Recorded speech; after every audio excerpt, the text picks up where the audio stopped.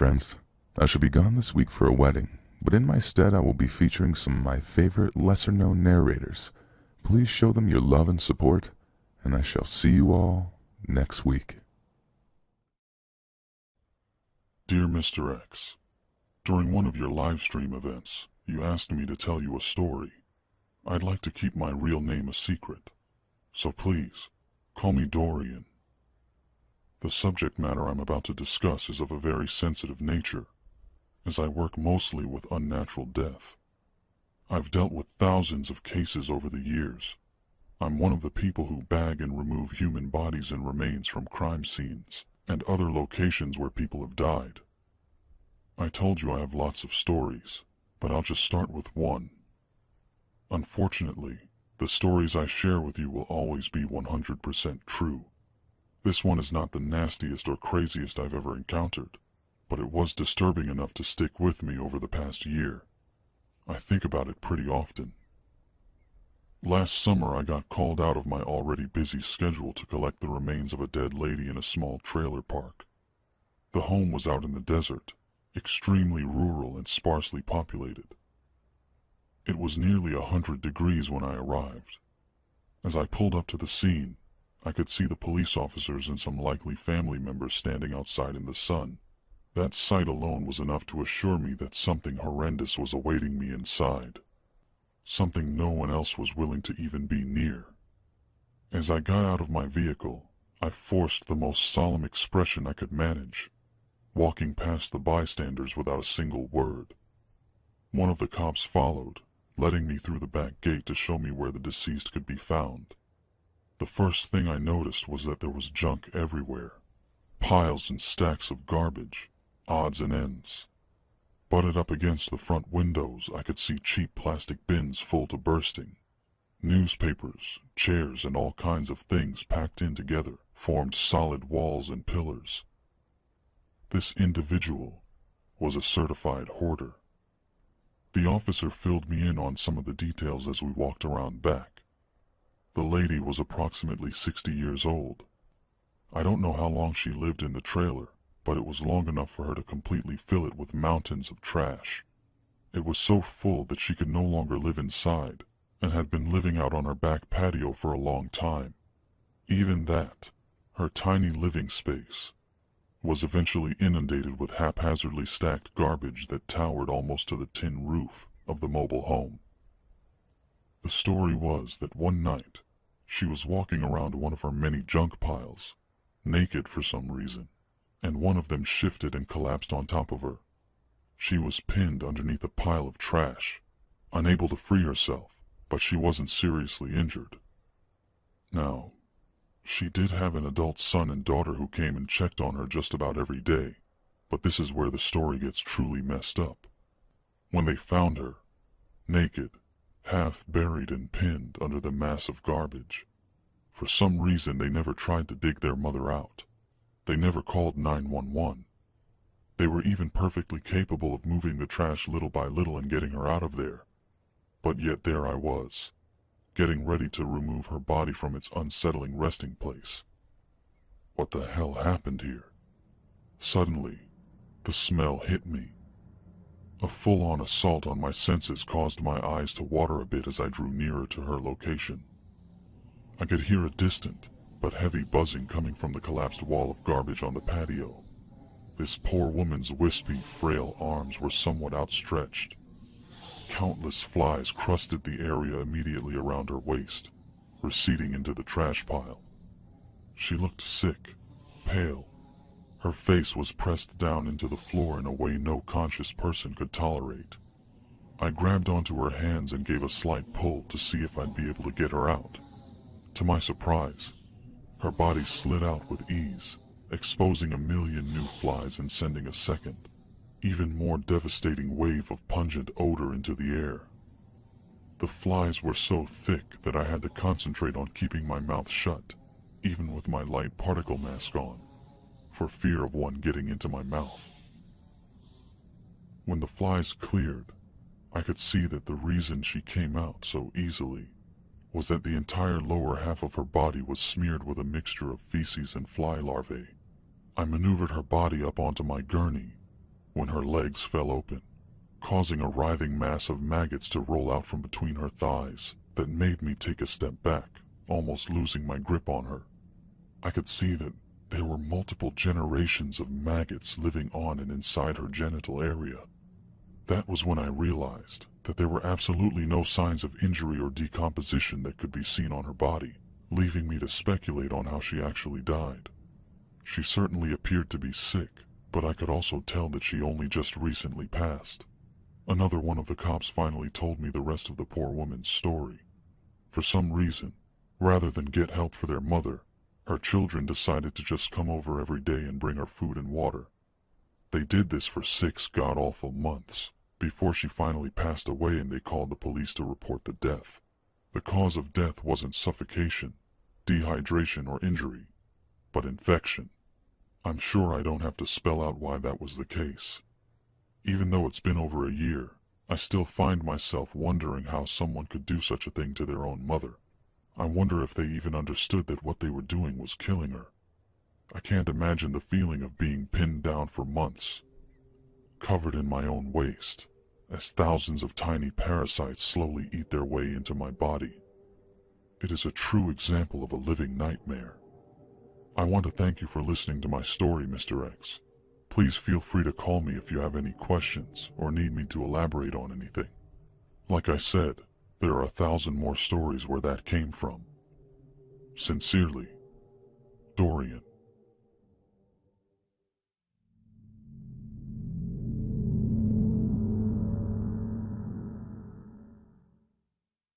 My name is Drew. I'm a former Marine, infantry. I live with my wife Cheryl and her son from a previous marriage. The little guy's name is Tommy. I met Cheryl when our son was about 3 years old, and I've been with them ever since. Tommy and I get along great. He even calls me Dad. He's 7 now, and even though I'm not his biological father, he's pretty much my son at this point. We have our quaint little home on the outskirts of town, living a pretty quiet life most days, but you know I wouldn't be talking to you if there wasn't some sort of trouble. Imagine a 37-year-old man who lives in his mother's basement in Ohio.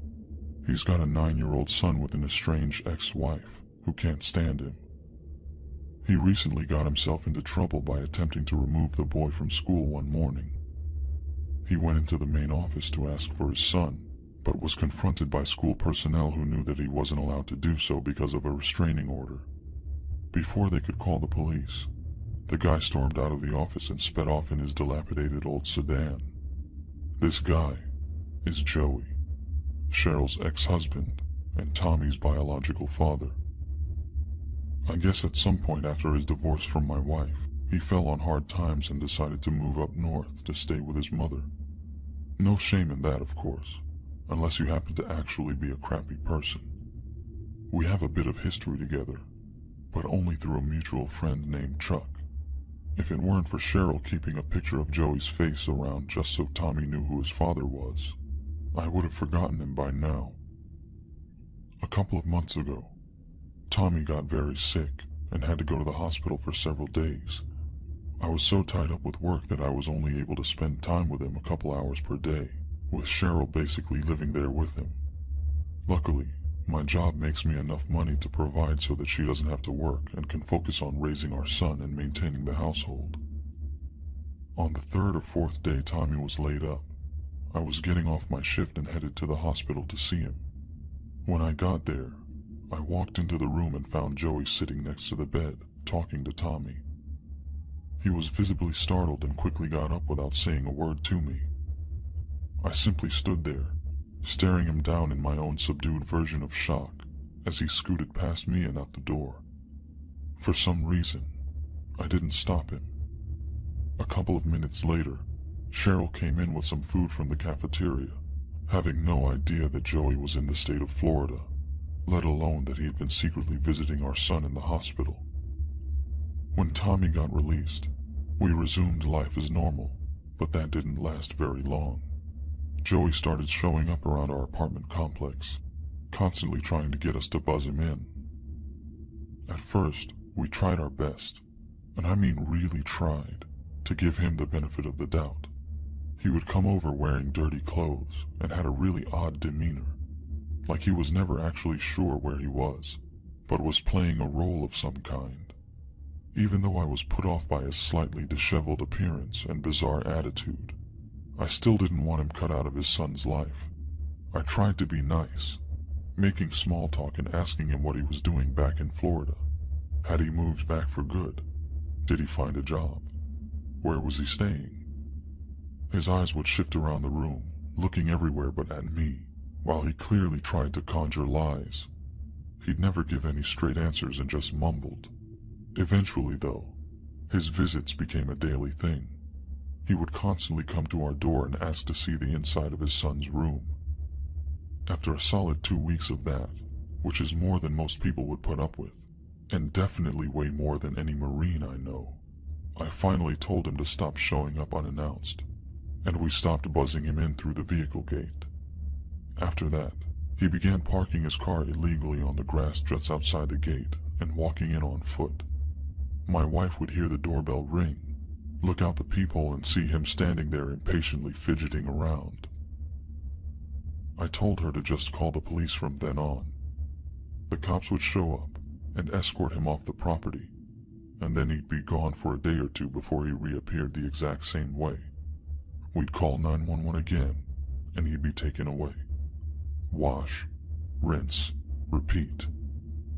This happened more times than I can remember. He never got aggressive or anything. He was just always showing up. During all that time, Cheryl refused to believe that this guy was nuts. One day, I came home from work, buzzing myself into the gate, only to see him parked on the street outside in a car that was definitely not his. I stared him down for a few seconds before I pulled in. His eyes seemed to be fixated on the space just above the roof of my car. He would not look directly at me. I got a call from Chuck, our mutual friend, who told me that he was getting tired of Joey. Confused, I asked him to explain. Apparently, Joey had been staying on Chuck's living room couch ever since he showed up in Florida. He told Chuck that he would only be there a few days, but it had already been almost 2 months. On top of all that, Joey borrowed a ladder from Chuck and hadn't returned it. My first thought when I heard that was the fact that I live on the 2nd floor and my unit is at the corner of the building. And as you may have guessed, little Tommy's room has a window that faces outward and could easily be accessed via a 10-foot ladder if a crazy father happened to be in the area trying to kidnap his kid. The next morning at around 5:30 a.m., I woke up to the sound of my phone ringing. I picked it up, and it was the front gate buzzer. I immediately hung up, annoyed to the point where I had to calm myself down a bit. I decided to go outside and confront Joey, to make sure he knew that I'd had enough. I headed downstairs and into the parking area, knowing that Joey would likely be out there somewhere. The cool atmosphere of an otherwise serene morning was ruined. He was nowhere to be seen. I knew he had to be around there somewhere, so I kept looking. I passed by the mailboxes and was surprised to find Joey standing right in front of mine, trying to pry it open with his fingernails. He had this frustrated look on his face before his eyes shot up at me, startled. I asked him what he was doing, and he said he was just out for a walk. He also mentioned that he had just moved into the complex with his new wife, and he couldn't figure out how to check his mail. I almost wanted to believe his story for a second. Wow, congratulations. I didn't know you got married. What's your wife's name? I asked, already feeling suspicious. Thanks. Her name's Cheryl. She's 25 years old. You should really meet her, man. She's beautiful. Sweet girl. That's an interesting coincidence. The mysterious woman he referred to happened to have the same exact name and age of my wife, his ex-wife. What unit are you guys in? I asked him, trying not to set him off. He gestured over toward my building. No way, I thought to myself. Hey man, it's pretty late, and you seem to be a little under the influence. Let me walk you home to make sure you don't hurt yourself. Oh, okay, sure. Thanks, bro. I had him lead me to the building and up the stairs, where he stopped at my door. He pulled a key out of his pocket and tried to insert it into my lock, only to have this confused, sad look wipe over his face when it didn't turn. This is odd. This is my house. The key isn't working. Dude, this is my house. Cheryl and I have been living here for 2 years. You need to leave. Oh, okay. I'm sorry. This is the unit they sold us. I have to check with the office tomorrow and see if we can clear this up. I was totally creeped out, dumbfounded by how he seemed to genuinely believe what he was saying. It was clear that this man was, in his mind, at the place in life where he felt he was meant to be. My place. This guy thinks that he's me. Fed up, I finally called his mother, who Cheryl still had minor contact with, her being Tommy's grandmother, of course. She told me that Joey was unemployed and had been staying with her for a few years in her basement. She also told me about Joey's attempt to pick up his estranged son from school, which nearly gave me a panic attack. This is where the nightmare really began. I immediately decided that we needed to make sure that Tommy's school knew not to release him to Joey. We went there to speak to the administrators, but we were informed that without a restraining order, Joey still had the legal right to pick up Tommy or withdraw him from school at any time. When we applied for one that afternoon, we were told that without a police report associated with our complaints, we wouldn't be able to obtain the restraining order.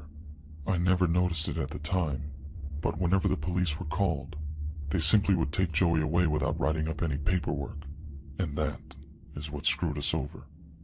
I heard my stomach hit the floor, knowing that at any time during the week, I might get a call from Cheryl saying that Joey picked up our son, my son, from his school.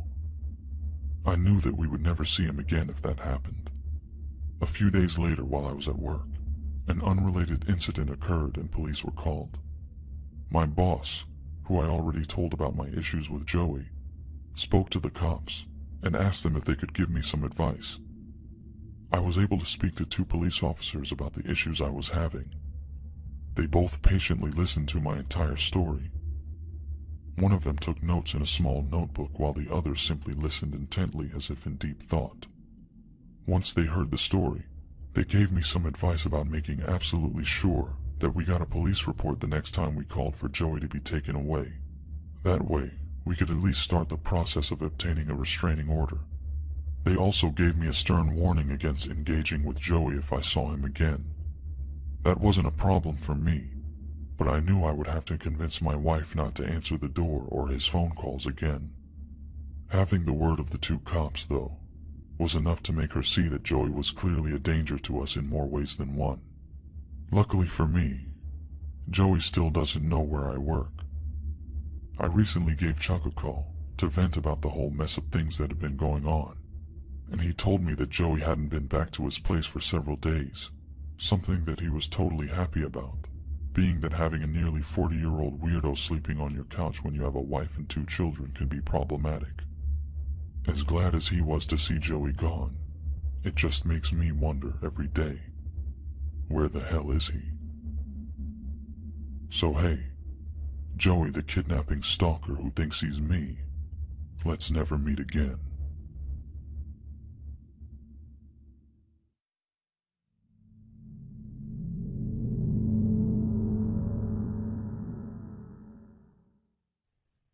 Greetings, friends.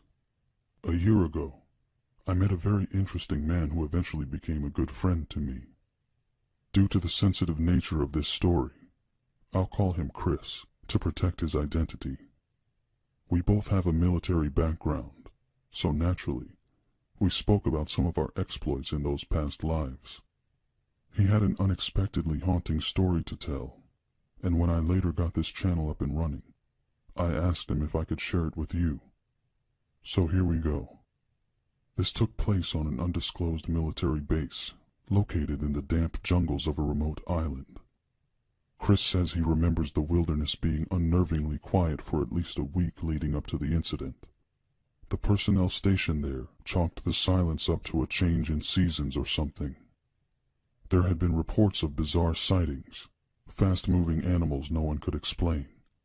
Anyone who mentioned them was typically shut down with ridicule from fellow soldiers. The sightings were notably inconsistent with one another. Some saw large eyes, others saw small ones. Some heard a big thing trudging boisterously through the undergrowth. Others heard the sounds of something sneaking around in the brush. However, no one had seen anything worth defending in the inevitable argument, let alone losing their reputation over. Chris heard every report, due to the fact that he was the desk sergeant at the time. Anyone who saw or heard something off, which could potentially impact the security of the base, would typically come to him to have it notated in the log. He never took the more fantastical reports seriously enough to actually write them down, unbeknownst to the concerned soldiers who came to him. Some of them just came to talk about what happened, off the record anyway, which would typically end up with them just trading ghost stories. On the night in question, Chris and his team were on the far side of the island, an area which is completely uninhabited, where no human presence could be found for several miles in every direction. For that reason, the military chose that location for storing their weapons and explosives. Chris and a partner, whom I'll call Barry, were conducting the nightly checks on the magazine storage areas, which lay several miles deep into the uninhabited zone. The jungle was still weirdly quiet, but it was good for them, being that their mission was to detect foreign intelligence or other operatives tampering with U.S. equipment, or the occasional refugee group that washed ashore. They were on a road that rested in the valley of two mountains, bordered by gigantic hills, rocky and thick with tall grass. As they drove along slowly, with the windows of their Humvee rolled down, they heard a heavy thud coming from the woods, a totally unexpected, unnatural sound emanating clearly from the tangled growth. The first sound drew their attention, but was quickly followed up by other noises. Barry shut off the engine and headlights so that they could sneak up on whoever was out there. They knew anyone attempting to navigate the dense vegetation would have to do so carefully, taking time to avoid injury. But surprisingly, they could hear fast-paced walking, rustling through the tall grass. After a few moments, the sound began to move parallel to the road. They restarted the vehicle and began to pursue the noise. The walking continued for a while, as they followed it with only their running lights on, before it suddenly stopped. They at first thought that they lost track of whatever it was, so they turned the headlights back on, assuming it was just an animal, and continued a ways down the road. As Barry proceeded to turn on the high beams, both men noticed something in the distance, approximately 30 yards ahead, a humanoid creature jumping into the road, and then back into the brush on the other side. Chris said that it was gray, over 2 meters tall with a small oval head. Its movements were too swift for its size. The best way he could describe its leaping motion was like that of an impossibly nimble frog. Seeing the creature instantly gave Chris the feeling of being punched in the stomach. His heart sank so rapidly and his adrenaline kicked in so fast that he began to feel nauseous, on the verge of vomiting. He laments the fact that neither he nor his partner had the will to chase after the creature, but says that the feeling of being at such a disadvantage against a creature like that was absolutely petrifying. The idea that they were stalking it raised the question, were they hunting or being hunted themselves? Whatever it was, the monster definitely had the tactical advantages of both position and mobility. Chris and Barry turned their truck around and sped off into the night. The jungle remained silent for at least another week before returning to the normal droning sounds of the local wildlife. It's interesting that it's a known fact that many inhabitants of the jungle, crickets for example, are known to be very quiet in the presence of a stranger. Whatever that thing was, it was no friend of the jungle.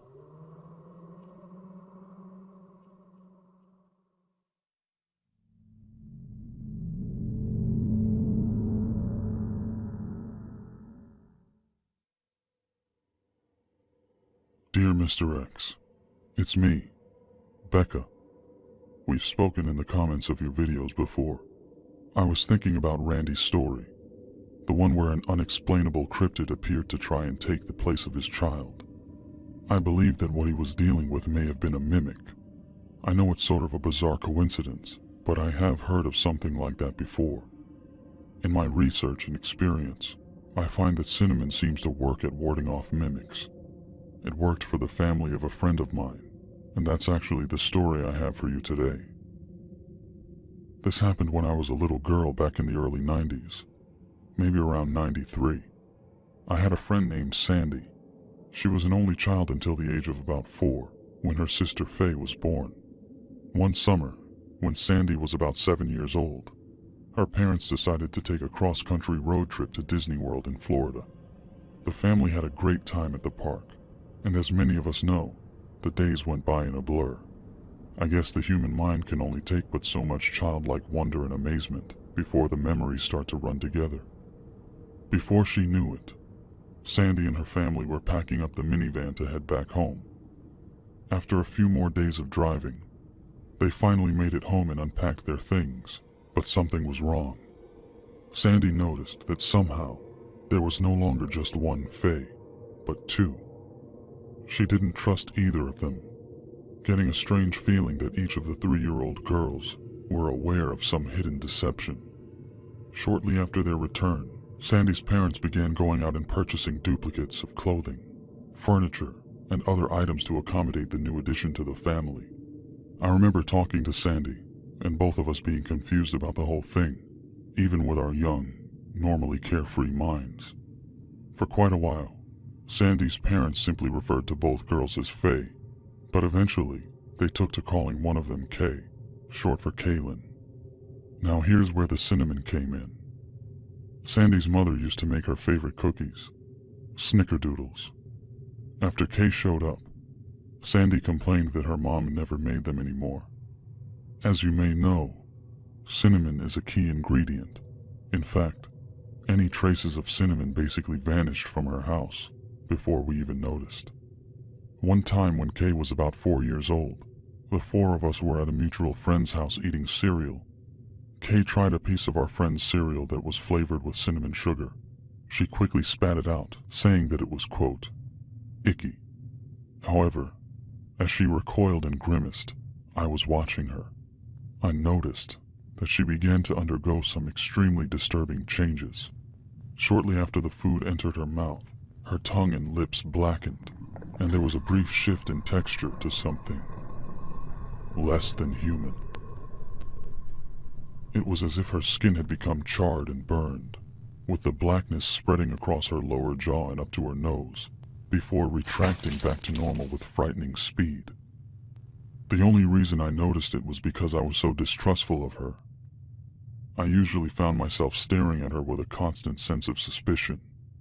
Faye, the original one, I think, had been eating the cereal by the handful. Kay started crying and knocked the cereal out of her sister's grasp, making her wash her hands before dragging her back to their house down the street. Sandy's mother later forbade the children from visiting that house, based on something that Kay told her. We never found out what.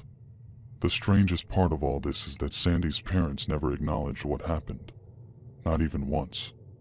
The mysterious appearance of an extra child in their home, the clear lack of preparation that made them have to go out and buy duplicates of everything, and countless other effects that come along with having one more child than you'd planned for. Kay had the mysterious ability to make her presence seem so unextraordinary.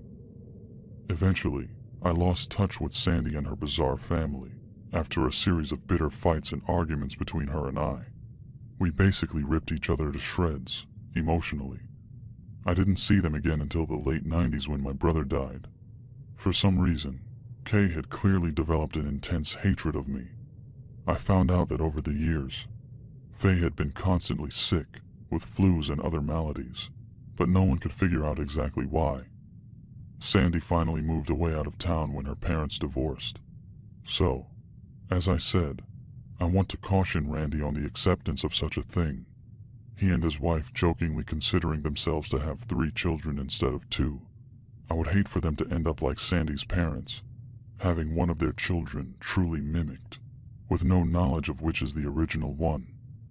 What's even worse is that a mimic can tie its life force with its victim, and in that case, they really will have 3 children. 2 normal ones, natural ones, and one that's secretly a demonic parasite with an extreme allergy to cinnamon. Anyway, thank you for listening, Mr. X. See you in the comments. Becca.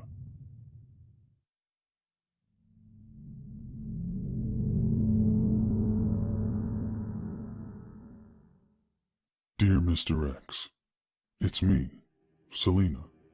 I have a story for you. When I was around 5 or 6 years old, my family lived in a small 2-story home near the outskirts of Omaha, Nebraska. Imagine if you were standing out in front, facing the house. You would see a lonely streetlight off to the left, and my room was on the right side, kind of sitting in the house's shadow. Before I explain what I saw, I have to give you a quick side note. The kids at my school used to say that my eyes turned red when I got angry, so they gave me a very hurtful nickname. One day, when I got home from school, I saw it written with markers on my bedroom window. Big, jagged letters scrawled out the word "Demon" across the glass. I couldn't believe someone went to so much trouble just to do that to me. They used a ladder we kept around back of the house. It hadn't been moved in ages and was covered with weeds and dirt, so it left muddy marks along the wall below my window. I got so mad that I hit the window with a rock and shattered it. My father had to cover it with a garbage bag and some duct tape. Anyway, it was a summer night, close to midnight, when I got up to go to the bathroom. Despite it being so late, I was awake and full of energy, so I decided to sneak and play video games in my room. About an hour later, around 1 a.m., out of nowhere I heard a faint scream coming from outside. I could tell it was a woman. Scared, but still curious, I ran downstairs to look out the window in the living room, but I was shocked when I realized that the whole room was bathed in red light. As I surveyed the surreal environment, it felt like an alien world, despite the fact that it was full of furniture and items I saw and enjoyed every day. I looked up to see that the windows were all covered, essentially plastered with some kind of paper-like material that seemed to be soaked in blood-red liquid.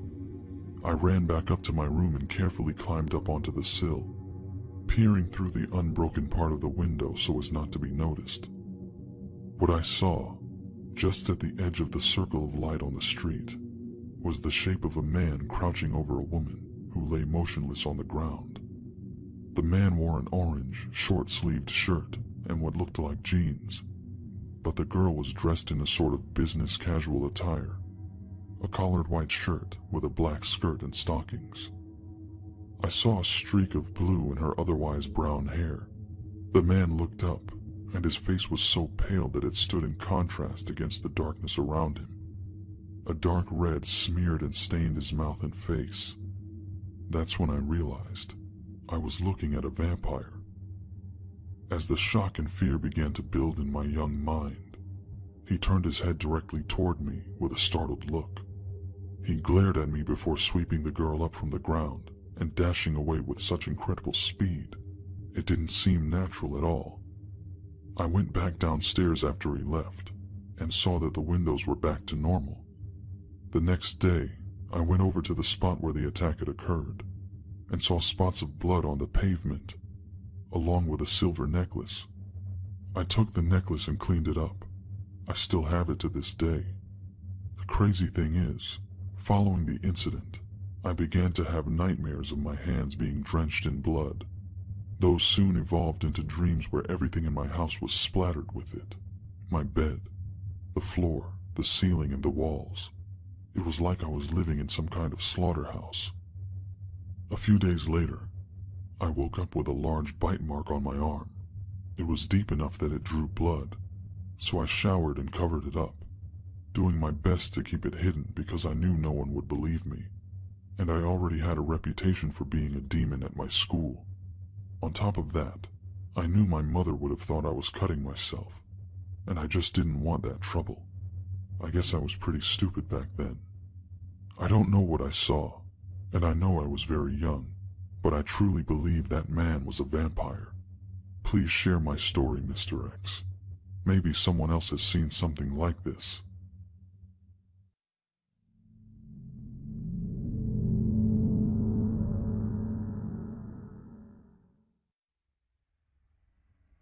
Dear Mr. X, it's me again, Tammy. Not long ago, I sent you a story about a haunting. I can't tell you how good it felt to be able to share my experience with people who wouldn't make me feel like an idiot or a liar. Well, I have another story I hope you'll find interesting. These events happened several years after I was haunted by May, the woman in the yellow dress. I may have mentioned this before, but both my parents had a long commute to work. My dad was in the army and managed to get my mom a position at the munitions depot, near the post he was stationed at in Nevada. Eventually, they decided to find a sitter for my little brother and I that was much closer to the base. We were the youngest after all, so my parents wanted us not to be so far out of reach. We even went to school in the local area there, thus avoiding the nearly non-existent education system in the small town where we lived. Our babysitter's name was Terry. She had a nice house, but it definitely stood out in her quaint little neighborhood. It was the only real house on the block, and it was obviously very old, built in a sort of colonial style that was popular so many decades ago. Most of the other townsfolk lived in either single or double-wide trailer homes. Even more unusual, Terry's house was painted bubblegum pink. Being no stranger to the paranormal, even at 9 years old, my sensitivity had grown since my last encounter. I began seeing shadows of people and hearing voices echoing down empty halls. My mother would instruct me to carry a blessed handkerchief and sing church songs out loud whenever I felt scared or threatened. When we first started being dropped off at Terry's house, everything was normal. We would go to school, do our homework, eat snacks, play outside, kid stuff. My mom would pick us up in the afternoons. After a while, though, I started noticing little anomalies happening every now and then. Small things like glasses of juice tipping over, chairs moving on their own, disembodied footsteps and thumping on hallway walls. My brother and I would sometimes even hear a woman crying. The first major event happened during Christmas time. I was given the role of the Virgin Mary in a nativity play for our church. I would also be singing. One morning, I was sitting in the kitchen with Terry and my brother, getting ready to practice one of my songs. It's important to note that this kitchen had a tiled ceiling. The moment I tried to start singing, the windows began to shake violently, briefly shocking me into silence. After a moment or two, I decided to continue, since windows were known to shake a bit during windstorms that were common at that time of the year. When I opened my mouth to sing again, suddenly the ceiling tiles all fell down on us at once. Simultaneously, I heard a loud scream. I wasn't sure if it was Terry or my own voice. As the screaming faded away in my ears, I could hear my brother crying. We all sat there in a state of bewilderment for what seemed like minutes before Terry got up and led us out of the kitchen, carefully navigating the floor which was covered in ceramic shards. As soon as we crossed into the next room, I heard a sound that I couldn't describe if I tried. I turned around and saw all the tiles floating back up, replacing themselves exactly as they'd been before they fell. It was like the terrifying event had never even happened. After this, the little things kept on as usual with one exception. The woman's cries began to sound more and more clear, whereas before, it just sounded like muffled sobbing. I was able to gradually make out words. It was like she was begging someone. No. Please. Stop. I'm sorry. As time went on, we began to see the woman appearing in the house. The strange thing is that her presence was not in the least bit frightening. Whenever a glass would fall or a window would shake, she would be there standing over us. She radiated this warm, comforting energy. She had shoulder-length blonde hair, She was skinny with green eyes, appearing to be in her 30s. The sad thing was that sometimes she would appear to be beaten up, her eyes swollen shut, lips split wide open, the side of her head sunken in and slumped over to one side. When she appeared to us, sometimes we would also see a man. He was an imposing figure, perhaps in his late 30s or early 40s. He had pale white skin, with light brown hair and dark eyes filled with rage. His face seemed permanently trapped in a scowl, and the purest kind of malice emanated from him whenever he was there. I got the sense that he would have no qualms with hurting or even killing my brother and I if he had the chance, though I didn't know why. The weather in our part of the state was extreme at times. Bad storms were known to crop up out of nowhere and were often extremely dangerous. One day while I was at school, a storm hit that had the whole region scrambling to evacuate. The evacuation window was so narrow that I missed my bus due to my being in the bathroom when the announcement was made. My parents decided to have me stay with Terry until my dad could get away from his duties, preparing the military base to weather the storm. My little brother was already with my mom, and they were on their way home, so I would be going to Terry's house alone for the first time. That made me a bit anxious because I had a bad feeling. The storm raged on until nighttime as I waited for my dad to come pick me up. At some point, I snuggled into the couch to relax. Terry was in another room. Now, this is the part where things got a bit fuzzy. I'm not sure whether the following took place in my dreams, or if I was in some kind of trance. All I know is that I don't remember falling asleep. This all just started happening. In the house around me, I began to see visions of a man and woman looking very happy. I could see that it was the same couple that appeared to us in the house. I'd never seen them looking so pleasant and full of life. The bright, loving pair carried boxes and furniture, setting them throughout the house, as they seemed to enjoy a silent conversation between themselves. I couldn't hear or make out what they were saying. Before long, though, things took a turn toward a dark path that my childlike mind was not exactly prepared for. I began to see the man drinking from glass bottles and hitting the woman repeatedly. Time appeared to move on at an accelerated rate as the hitting and drinking continued over and over again. The woman stayed and stayed through it all. Even though she was clearly suffering, her injuries multiplied. I began to notice something odd. When the man moved, a liquid-like substance flew from his body, splattering and soaking into the walls like blood. It was as if the anger and hatred of his actions were taking a physical form and infusing into the very structure of the home whenever he raised his hand to strike his wife. At one point, he began beating her more fiercely than ever.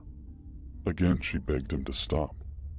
He didn't, or couldn't stop until she had died. Her waif-like frame crumpled to the ground in front of me. Realizing what he had done, the man wept over her for a moment, but somehow his sadness transformed back into anger, and he began kicking and stomping her skinny, broken body. For what felt like several more days, he continued to drink and wander around the house. The concentrated wrath oozed and dripped from his body, seeping into the floorboards and every surface he came into contact with. Eventually, he picked up her body and carried her into the master bedroom. He laid her on the bed before lying down next to her, and then he shot himself in the head. That gunshot was the first noise I had heard since the vision began. It snapped me out of it instantly. As I awoke, my dad was carrying me out to his car. My mind was preoccupied with this feeling that the man wanted to trap his wife, that he would do anything to make sure he wouldn't lose her. To tell you the truth, I didn't even completely comprehend what I had seen at the time. It's just my clear memory of the vision that makes me able to process it now with my adult mind. Weeks went by before I told my mom what had happened, what I had seen that day. After the incident with the lady in the yellow dress, she had no problem believing me. She got us a new sitter not long after that. I never went back to the pink house, nor have I seen Terry since that time. She always used to say that nothing strange happened in the house except when my brother and I were there. Anyway, thanks again for listening as always, Mr. X. Sincerely, Tammy.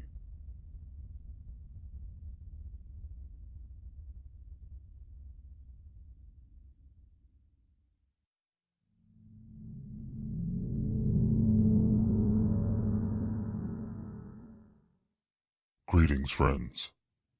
Before we get started today, a quick but important message for you. And you'll have to excuse me because I'm away from my studio right now, training with my job. But I really wanted to get this story out to you as soon as I could.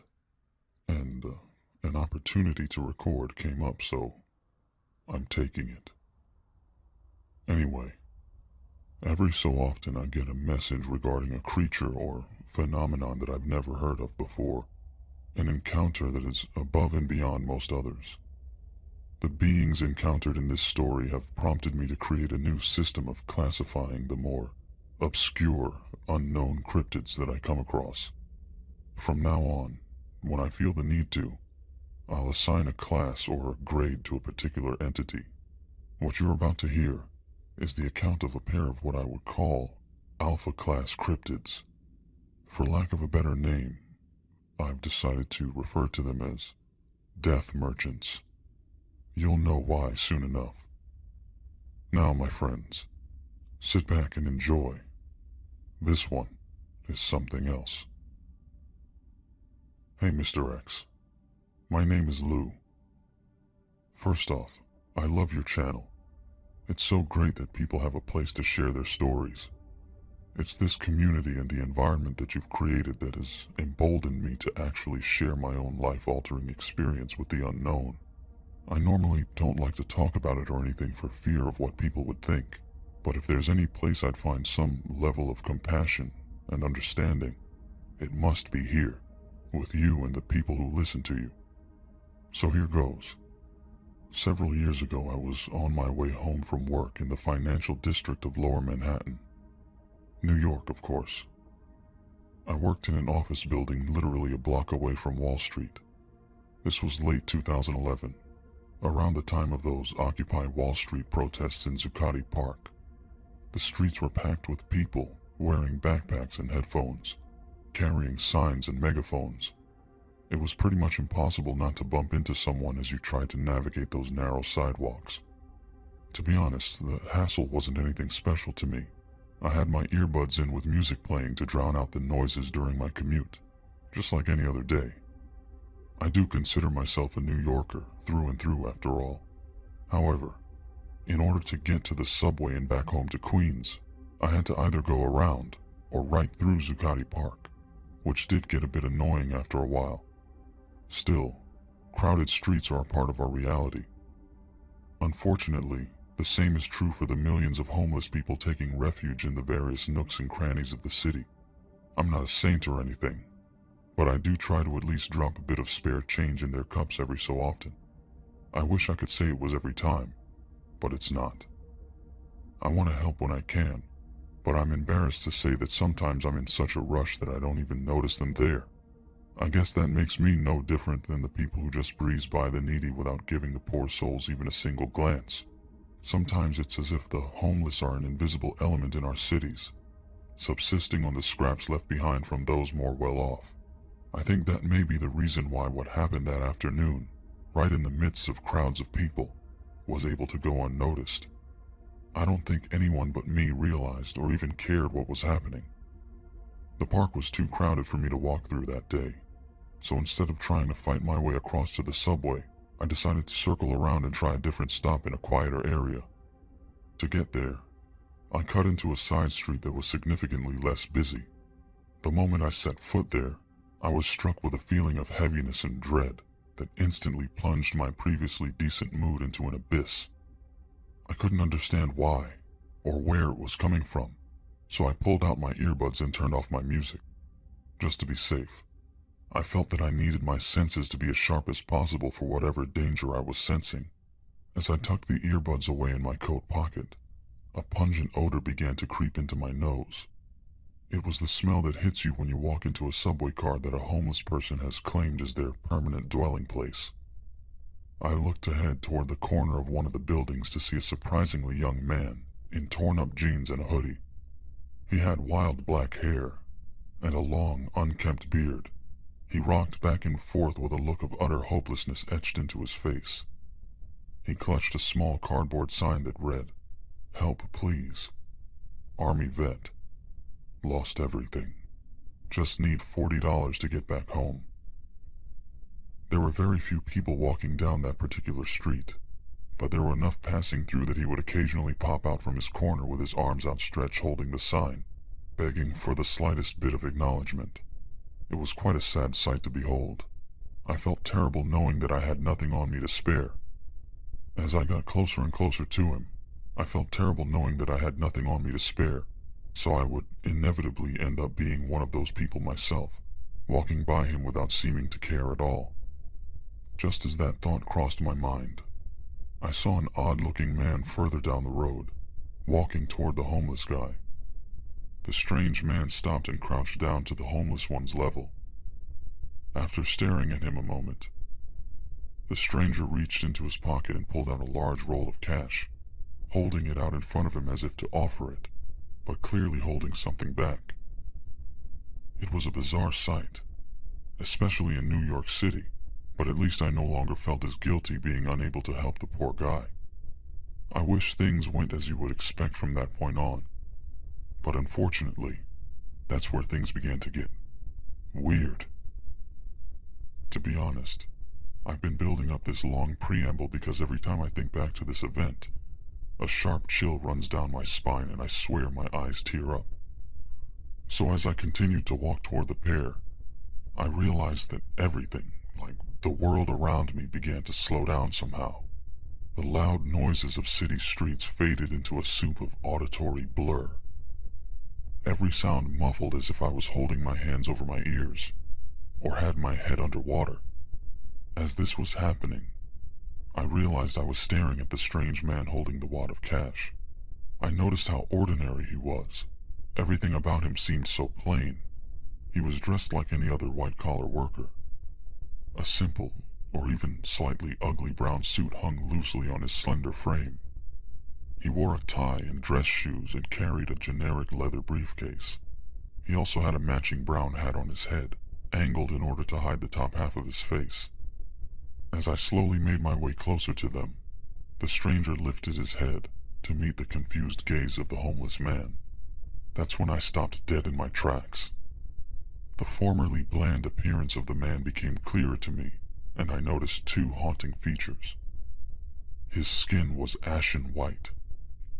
Not paper white, but not quite gray either. And his eyes, they were a deeper black than I could ever describe. I tried my best to rationalize what I was seeing, but my brain just had a visceral reaction against it. A guy wearing black contacts in a business suit would be a little weird, but I'm sure it wouldn't be the first time someone had made those particular fashion choices out in NYC. I can tell you this, though. A regular guy dressed like that would not be enough to stop a New Yorker in their tracks like it did me. It was more than just the look of him. It was the feeling I got from him. It was like being punched in the chest. As a child, I dealt with frequent asthma attacks, and as an adult, I've had more than my share of panic attacks. But this was something else entirely. Much worse. A heavy, nauseating feeling that was born in the pit of my stomach and crawled up my chest before nesting in my throat. The air had become solid around me as I stood there frozen. I could see in my peripheral vision that other people were still walking by through the side street, although I somehow saw them moving in slow motion. After a few moments, the strange man and the homeless man's voices seemed to emerge from the muffled white noise of the rest of the city. Their voices slowly became clearer to me. I missed a lot of what was being said, but certain words stood out. I don't want to die. The words shuddered from the homeless man's mouth as he reached for the money. His eyes were fixed on the roll of cash, yet steeped in hesitation and fear. The stranger smiled at him, and I swear to you, Mr. X, something about that smile made me want to scream. It was that moment I realized I couldn't scream even if I wanted to. I could do nothing but stand there helplessly, my feet nailed to the concrete sidewalk as the scene played out just a few yards in front of me. The stranger's response was chilling. Well, you're going to die either way, Robbie. At the mention of his name, Robbie sat straight up with a look of slack-jawed amazement, tinged with horror. Side note going forward, I'll refer to the man in the brown suit as Brown. This will be important in a few moments. So, before Robbie could say anything, Brown lifted his hand as if to give an important presentation and spoke again. His voice was just so wrong. I can only describe it as oily, gravelly, and wet, like someone trying to talk through a mouthful of phlegm. If you think the description sounds gross, just imagine how foul it made me feel hearing it. Question is, do you want to die happy and comfortable, wanting nothing? Or here, in this alley where no one will even notice until you've been rotting for a while? I still don't know how that scream didn't fly out of my mouth after what happened next. If I could have moved at all, I would have jumped right out of my skin. A third voice chimed in before the corresponding figure stepped into my view. Another strange man, nearly identical to Brown except taller, and somehow even thinner, and wearing a gray suit. I'll call this one Gray, for the sake of organization. Gray held a lit cigarette between two fingers and stared down at Robbie with a tired ambivalence. Take the money, Robert. We have things to do. Robbie nodded with a resigned expression as he took the cash. He gasped as he clawed at the bills, unfurling a surprising amount. "This is so much," he exclaimed. I couldn't make out what was said next. I saw Brown stand up next to Gray, followed by Robbie standing and gathering his few possessions from the ground before thanking the two strange men, and then briskly walking toward me. He brushed past me in a hurry, thanking God over and over again, crying. I still couldn't move. I was stuck there as the two strangers' gazes fell upon me when Robbie was out of sight. The two sets of pitch-black eyes staring at me gave me the distinct feeling of being watched by something not human. Their mouths moved as if speaking to each other, but I couldn't make it out. The volume of the white noise around me was going crazy, up and down. It was extremely disorienting. Eventually I could hear a few bits of their conversation, but the language was unlike anything I'd ever heard. Now consider this. I speak fluent Spanish and understand bits of many other languages. Italian, French, Arabic, a little Japanese, and even some Yiddish. You tend to pick up little things here and there living in New York. I can certainly place a language roughly when I hear it. What the strangers were speaking was unlike anything I'd ever encountered. The sounds they were making weren't even sounds that people made.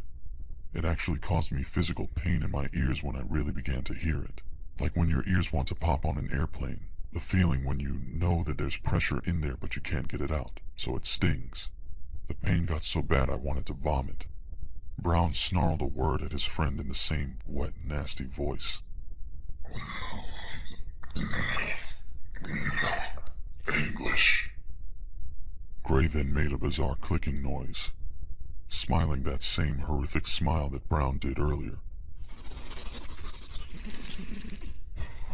It'll be fine. Brown responded. Then why did you lie? What Brown said next still keeps me up some nights, even all these years later. He rolled his shoulders back and grunted. Does it matter? I'll be wearing that stupid chip by the next moon.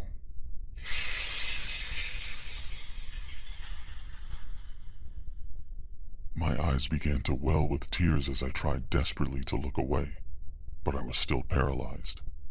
Slowly the world began to creak back toward normal speed again. Mr. X, I'm telling you, I'm trying so hard not to cry as I sit here typing this. Just like the plight of Robbie or any other homeless person, No one bothered to even look at me as I stood there in terror. People were there, moving slower than normal, at least from my perspective, but no one stopped or noticed that I was in trouble. Gray looked directly at me. My head started swimming and I immediately felt dizzy. My vision blurred as I lost focus on all except one thing: Gray's voice. Well now, look what this one can do.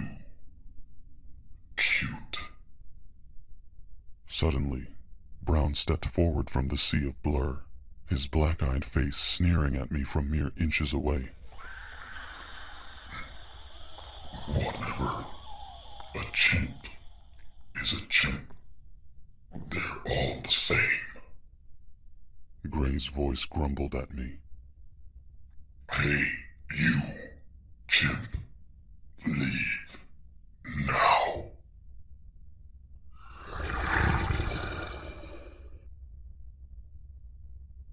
He snarled again, and I felt it in my bones. Keep walking.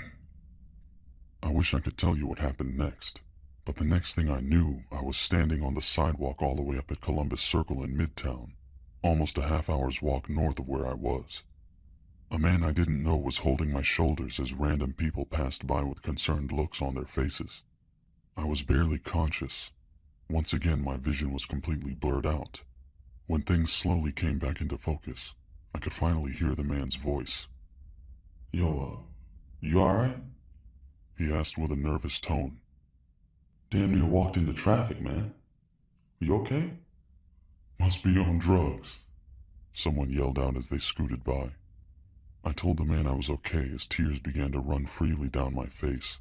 I apologized and fled the scene as soon as I could, rushing over to the train station, having no idea how I got so far uptown. By the time I got home, I realized I wouldn't be able to tell anyone, not even my wife. She would definitely think I was losing my mind. I haven't seen those strange men, or whatever they were, since that day. I thank God for that. Over the years, I've done research into the paranormal to try to identify what they may have been, but I haven't found anything matching their description. I heard of black-eyed kids and black-eyed people, and the vibes people seem to get from them are somewhat similar to how I felt with Brown and Gray, but the situation overall was totally different. I don't know what I saw, and it still messes with me to this day. I've been to therapy about this.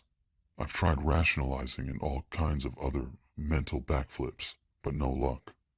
Whatever the case, I can say that nowadays I can go about my daily life without thinking about that incident.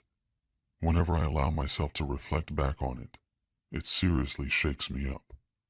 And I'm not immune to late nights of insomnia for fear of nightmares. I still question my own sanity every so often. Was this even real? After hearing some of the stories you tell on your channel, I wondered if anyone else might have seen something like this. So Mr. X, please share this story if you can. If anyone has had similar experiences, perhaps they can help explain what in the world I went through. It would mean so much to me if you could tell my story. Sincerely, Lou.